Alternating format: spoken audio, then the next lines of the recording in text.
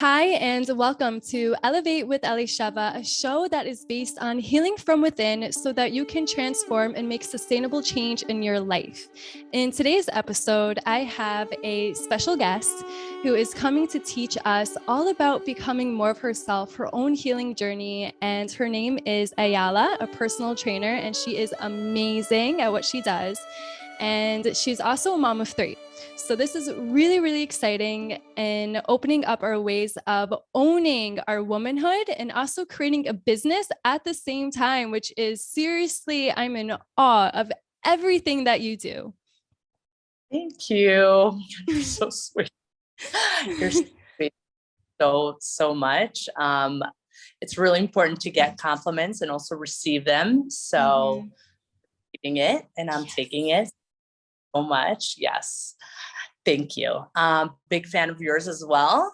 And I'm happy to be here. Thank you for hosting me. I'm really excited. You're welcome. I'm really happy that you said yes. I know in the beginning it was a little difficult, also because we also have someone else joining us, and Ayala's Yes. son. Yeah. Little baby Tzvi is here in the background. So you guys hear him. Just making that clear. No surprise.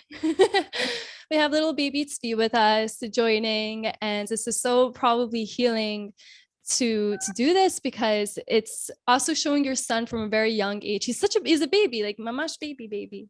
He's like, he just turned 5 months. Yeah.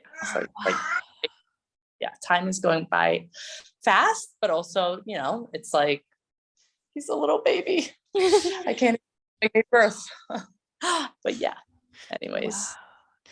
So in this episode, we're talking about a bit about Rosh Chodesh. This week we have Rosh Chodesh Tammuz, which according to Kabbalah and our Hebrew calendar, this is a very difficult month.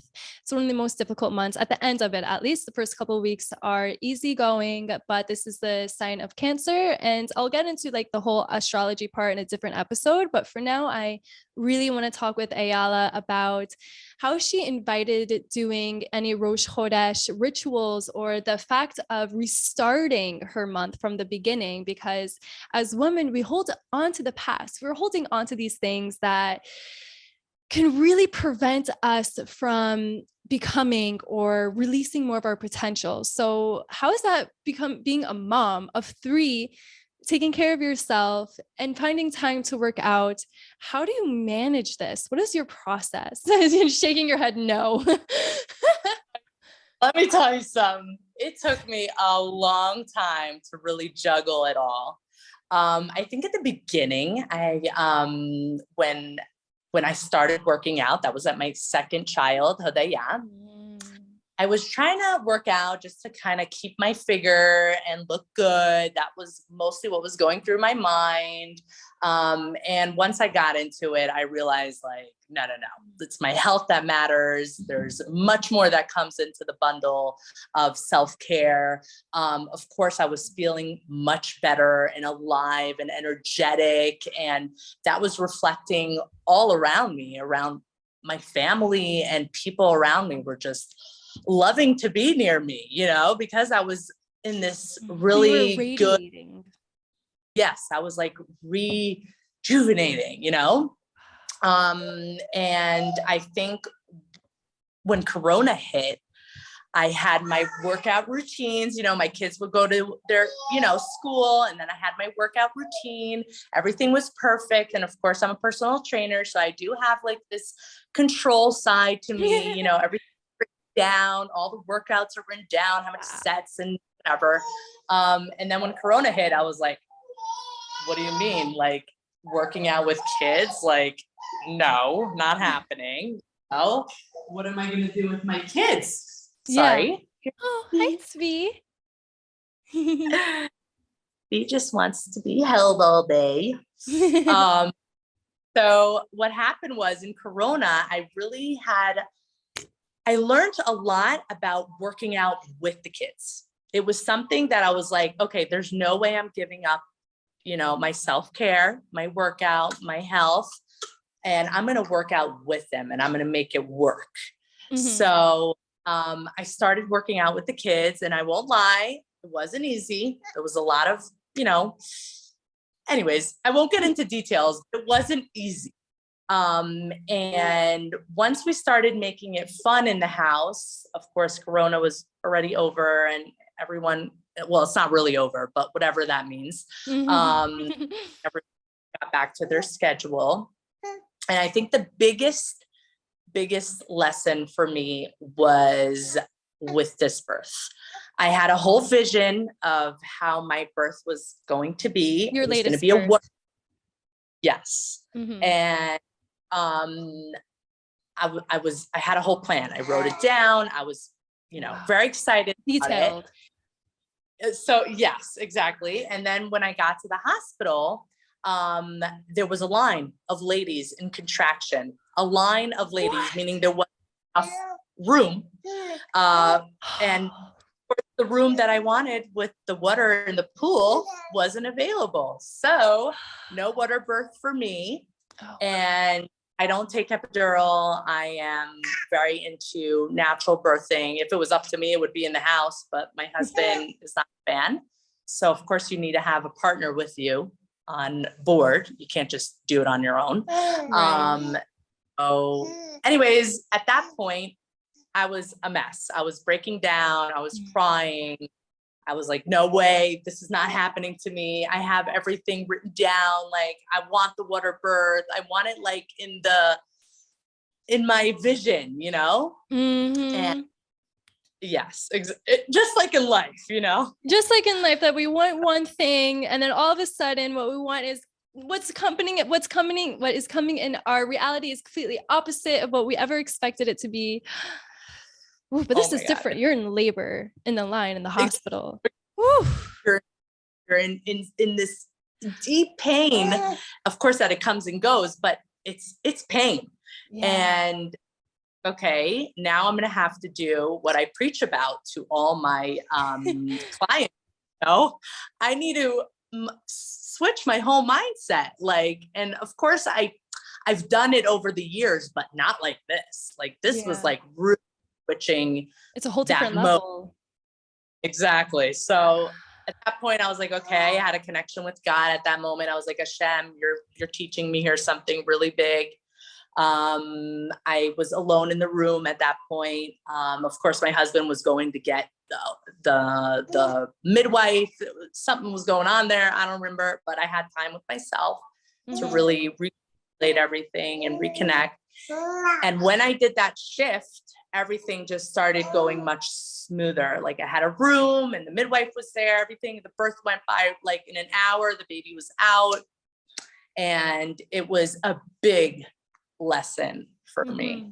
So that I felt like I came out of the birth a new person. Like I renewed my whole being, like everything. Now going with the flow is something that I'm really working on, like just letting it be and letting life come to me as is. And it's not so easy. Like I always thought I was an outgoing person, but like when life comes along, it's not so easy to be always outgoing. Like you have plans, absolutely, agendas and whatnot. So anyways, it was a big lesson for me. And I think as a mother of 3 and a personal trainer, and I'm a big fan of self-care, you have to learn to surrender. Working out is not like it seems in the movie or in Instagram. Yeah. It's how it is. And also eating healthy is not always as it is, you need to try to learn how to go with the flow and embrace that and learn to go with the waves, to go with the waves. Yeah. So it really sounded like you gave birth physically, but you also gave birth your own self. Like you gave birth to your son, but also you gave birth to yourself as well. Wow. Sure. It was phenomenal. Very intense. Like it was, and it kept on going. Like after the birth, like I was someone that was snoring, like a lot of things weren't going according to plan. Wow. So from that point I was laughing. I was like, oh God, you're funny. funny. It's humor. It was humor. It was like, we planned, God laughs. It was exactly what was going on. So it was a big, big lesson for me. Like, and I thought I knew it all, I always think I know it all, but like, there's always stuff to learn. It's just like, keeps life interesting.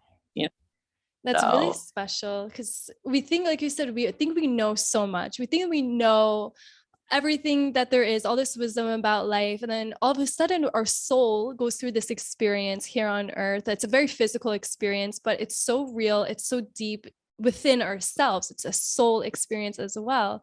And here you came out of it and you completely absorbed the lesson. You had to go through this struggle. You had to grow through it as well. And now you have this tool for life to surrender, and surrendering is so difficult, but like to imagine surrendering, about to give birth in a way that was completely opposite of what you wanted. That's also very powerful. That's where the lesson comes from, because we think we want something, but then Hashem just delivers it in a totally different package. And for whatever that is, that process or that challenge somehow turned into a blessing in disguise. Because I'm sure in that moment, in every moment, I even know for myself, it's like, this is not what I want. Everything is falling apart. And it's really hard to see that blessing in the moment. But afterwards, look how wise you came from it, from learning from them. And I'm sure like it would have been a different process if you didn't go through that whole experience. For sure. For sure. You said it so beautiful. Thank you. It is like that. It's a blessing to also acknowledge it and see it. Oh yeah. For a little, like we're just like a little self-centered, not in a bad way, just because we want to, develop ourselves and grow, but like kind of like shifting out of there and seeing, kind of zoom out on the whole picture. It just helps to continue the journey, and the waves. And you said it so nice. Why am I even like it's so good, because it's a really good reflection moment, and especially those waves, I'm bouncing off you, we're bouncing off each other's energy, and these waves that are coming, we can't predict the size of the wave or how long we'll go on top or how long we'll be on the low. So it's important to enjoy the highs, be in the lows, because it's always shifting. It's not static. And when life becomes static, that's even more of a problem. It's even worse. Scary. When is like downhill. I hear that. Yeah, of course. No, totally. We're always here to learn. So there's always work to do. Always work to do. Evolving. It's beautiful. I'm a big fan, stepping out of comfort zone and renewing ways of thinking, because that's also something, habits. It can really go into a lot of details, this aspect. And there's always stuff to change and learn and grow in. So yeah, I hear that. How did you begin your process of taking care of yourself? Before, when we started, we were just chatting and you were saying that you had this bundle of self-care that before you did not have. So when you had your first child, you noticed that you needed to take care of yourself. What was the click? What was that moment? They're like, taking care of myself is actually a priority. I know for myself, I would not take care of myself. I thought it was spiritual to put myself second or third, or like spiritual or like selfless. Yeah, you too, huh? And then all of a sudden it's like you're people pleasing, giving away your energy. You're doing more harm than good to more people, because your close circle are the ones who are actually having that ripple effect, because you're low on energy, you have no love to give or patience, because you can't even give that to yourself. And that was something that really taught me when I was starting my whole healing journey, was that taking care of yourself is a priority, because the only way that we can heal, yes, it's with God. We can be that channel, that healer. But also healing is Hashem wants us to heal.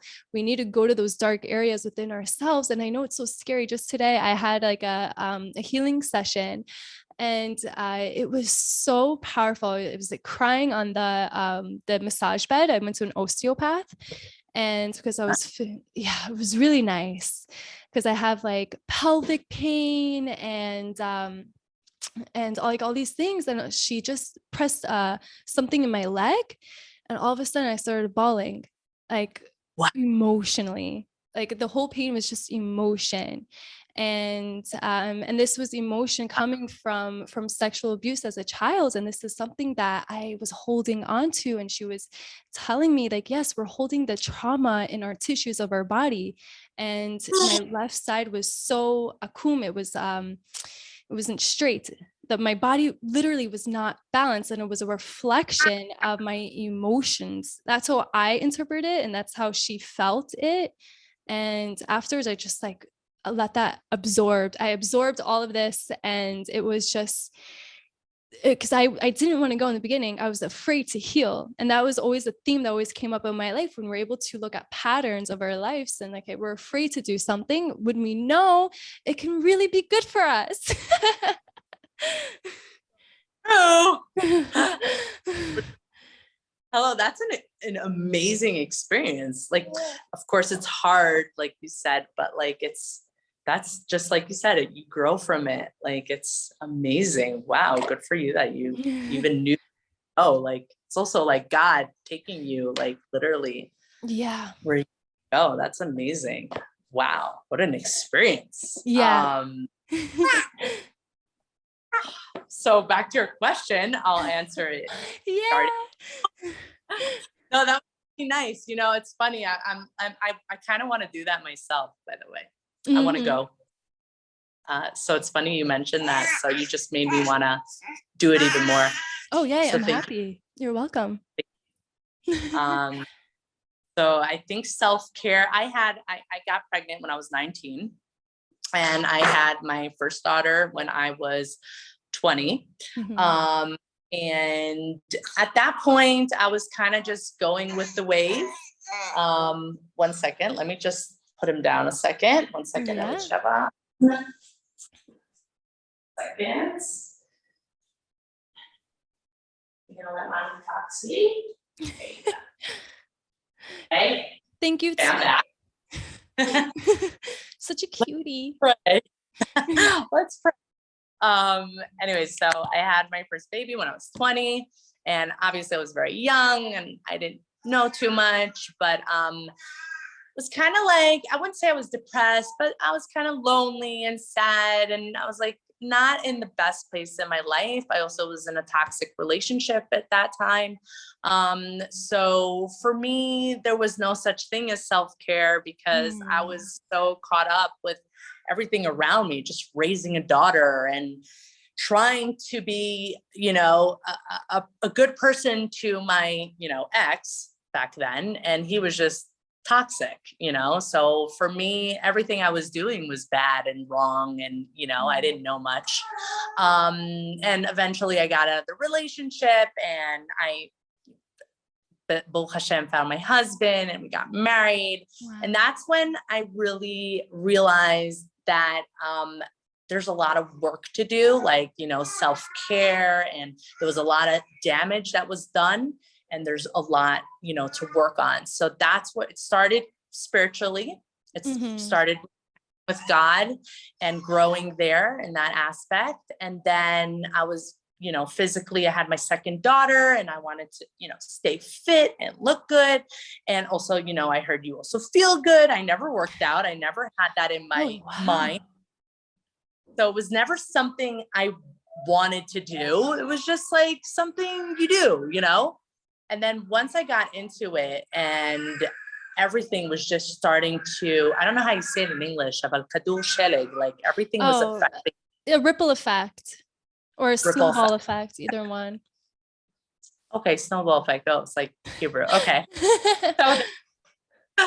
So basically that was happening. It was affecting everything. It was affecting my eating. It was affecting my life. I was more energetic. I was happy. I was like, oh my God, like, how did I not do this before? And it's a good question to ask. Exactly. I was like, what was I thinking? Obviously. And then I really took it seriously. Then I was like, okay, this is important. And that's when I made it my, how do you say, מקצוע שלי, my profession. You made it a priority and you made it your profession. That I was like, I feel this good. I want to give it to others. I want to help other women because I know how it is to be a mother and to work out and to eat healthy and change habits is very hard. And I was a smoker on top of that. I was smoked cigarettes. So there was a lot of things that I changed in my life that were so hard to do. And once I did the self-care and work on myself and love myself again and treat myself with respect, and it just affected everything. My life was just so much better. Like everything was amazing, and it became like my top priority. It's like, my kids know already the drill. They know that mommy needs to do her workout and they work out with me. They join. It's not always so smooth and nice, but they enjoy it and they learn. And I try to forward that it's very important to move the body, to give the body the correct fuel, and also spiritually, in the end of the day, like I'm fueling this body to be connected to God, to do my job here in this world, and this is my my car. I need to take care of it. My vehicle. Oh, that's I need to good, and it's very important for me that my journey here will be in a good, healthy journey, and I will fulfill my job here in this world. So there was really powerful points that I want to dive into. First of all was loving yourself. The fact that, loving self-love is something that doesn't happen overnight. It's what I've learned from this process was really to meet yourself where you're at in your life, acknowledge, okay, yes, I made these decisions, but yes, I also didn't know any better. And forgiving, radical self-forgiveness was my medicine for the longest of time because I didn't take care of myself, especially also after the abuse. It just sort of like, I didn't acknowledge it. And then once when I started to realize that it's important to take care of yourself, and self-love is that antidote that we need to go throughout life, because we don't even realize how important it is, because there will always be these conflicts, there will always be these challenges, there will always be these things that are just so harmful to us. And that self-love is that blessing. And Hashem, God, it really, once when we're able to heal ourselves emotionally, spiritually, physically, then we can really do our mission here on this world. So thinking that we need to first do our mission and not take care of ourselves is actually causing a lot more harm. Right. It's like the complete opposite. Yeah. It's so true. It took, like you said, it also took me time to acknowledge that as well. I was just like you, by the way. I was like that. I was very into like not pleasing, but kind of pleasing everyone else, and taking care of them first. Yeah, exactly. It took time to take that shift and see how it really doesn't work that way. It makes it, so so I really relate to that. I relate to that a lot. I like that. And so part of healing for me was doing Rosh Chodesh and acknowledging that Hashem, for a woman, he's giving, they are giving us a moment to acknowledge, okay, something happened in the past. Now, where am I headed? Where am I going? And that shifts, because like I said earlier, women hold on to things. We hold on to these things. We hold on to the past because, I don't know, for myself specifically, I overanalyze And I realized this can be really difficult in overcoming something, and it paralyzes me to even do something new with my life.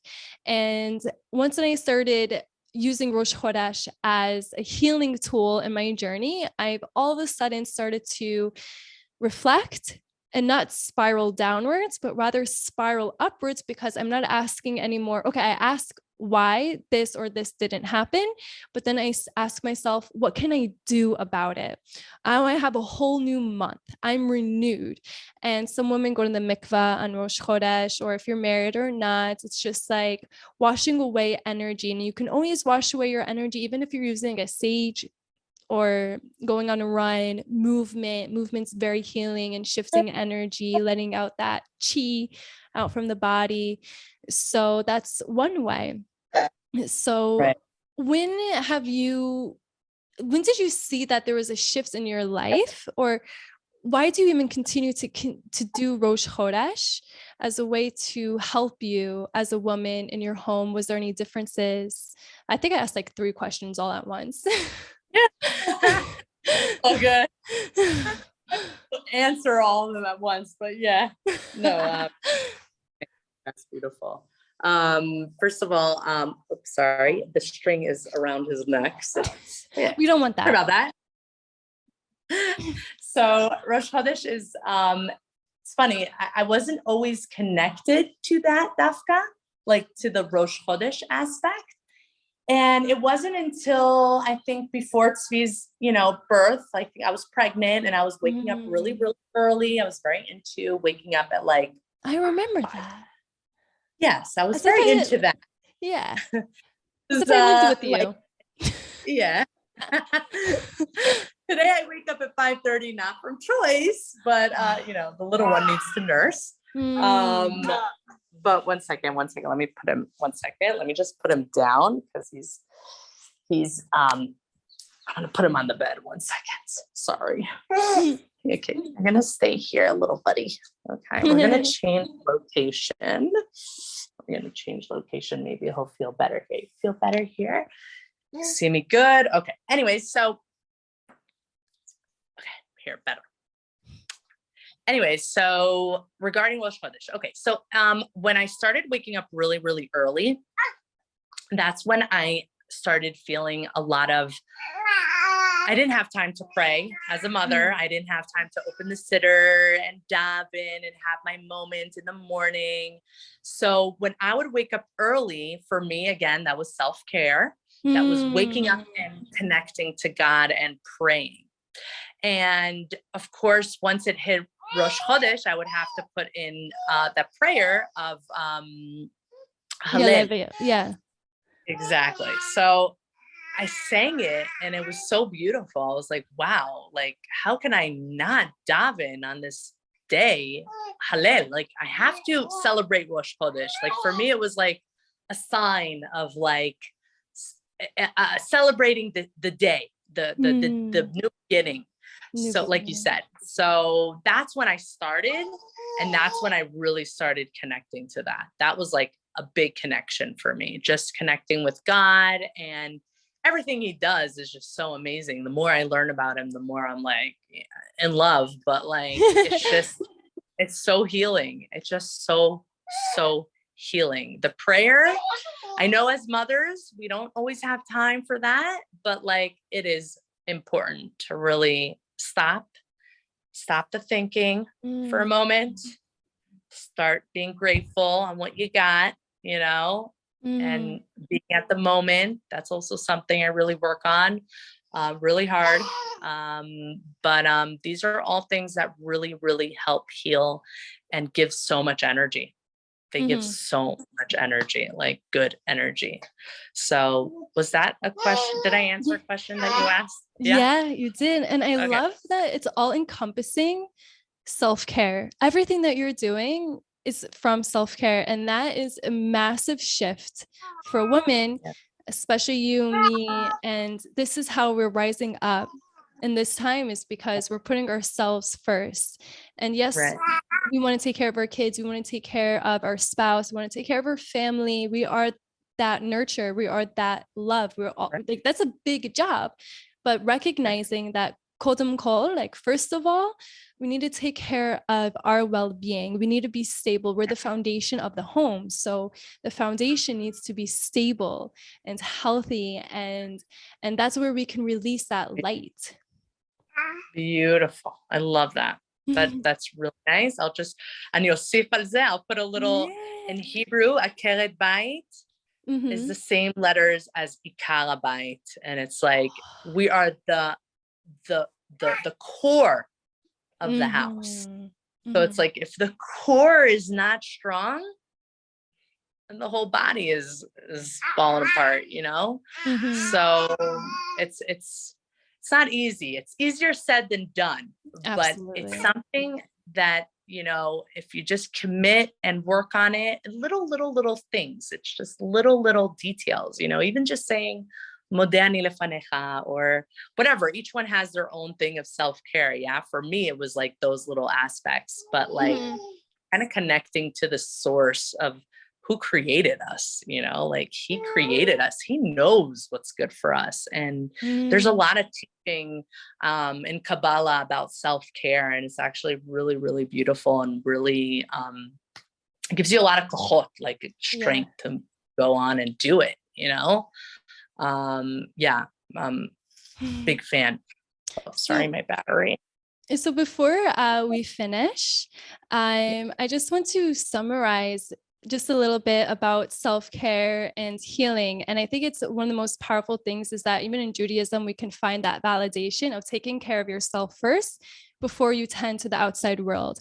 And before we finish, Ayala, do you have anything that you'd like to share, any wisdom, something that you'd want your audience or someone listening to this in the future, something that you would want them to know?